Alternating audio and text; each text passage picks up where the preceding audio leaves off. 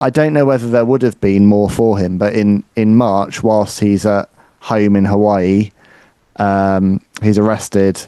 And the notes I have here, he's arrested and jailed for purchasing steroids and possessing an illegal handgun, and terminated from the WWF in March 1995. Were you still with the company at that time? I think so. Yeah. I'm trying to remember when I left. I may have left maybe in June. I can't remember exactly the month I left. I think I was still there when that happened. But yeah, I did not see Bryan again until, later in both of our careers. I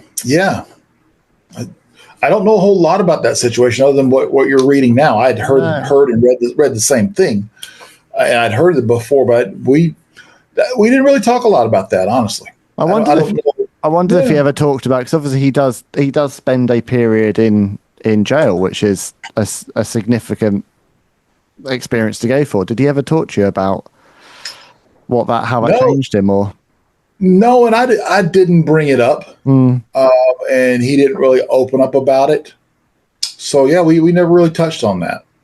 No, well, in of course, you can't let anything in wrestling happen in real life without turning it into a gimmick. So of course, when he comes back, he's been to jail. Right. he's now a biker complete with prison tats. So this is the third iteration of Crush in 4 years. 4 iterations of Crush since 1991. So he's retained the name, but 4 very different looks for Crush. He comes back in mid-July.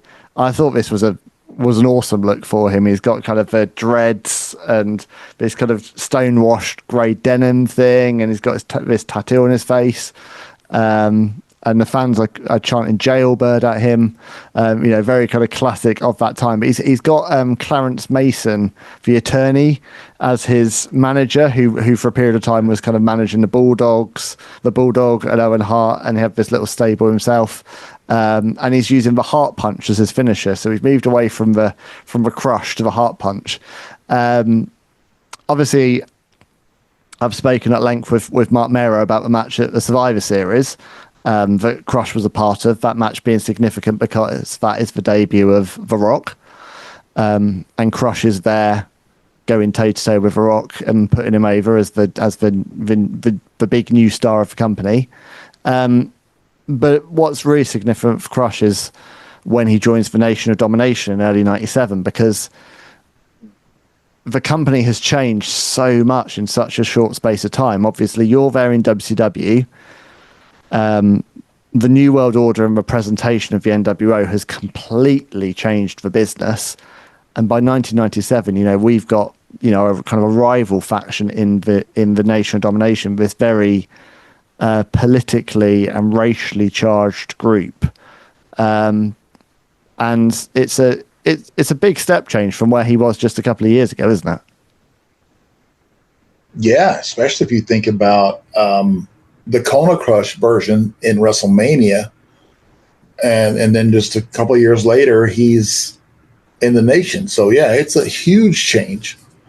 But Bryan was the type of guy that could, he could make things work, and I think each part of his career, he just took the challenge and was able to make it work every time.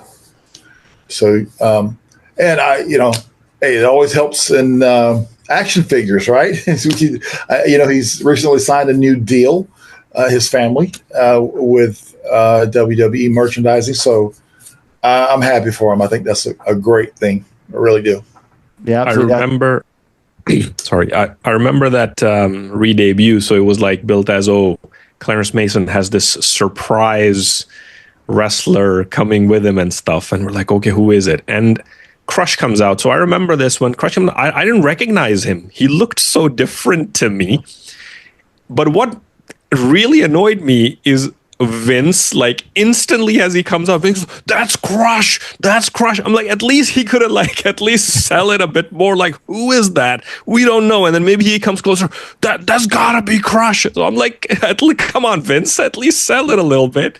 You just outed the guy instantly as he walked across the curtain and stuff. So I remember that bit. But I guess there's also like, it's a sign of the times about how much the audience had changed, as in, it's been about 18 months since he's last been on air. Yeah. But you've almost, I guess, to give Vince his credit, and Vince McMahon was never a master of subtlety, but you've got to kind of immediately ram it down the audience's throat that this is a star, and this is a star that we know. But you're right. I mean, there's no similarity between the two, and a little bit of some vignettes or something to kind of reintroduce him would have probably been much more effective, but actually to remind fans of who he was and then how Prisoner changed him feels like it would have been a better reintroduction. Yeah, I like that. I like that spin on it, Ben. I think that's that would have been, some vignettes would have been a good idea. We could have had some vignettes of him in a jail cell with nails. I don't know if that would have worked, but yeah, they definitely could have done some stuff to build it up.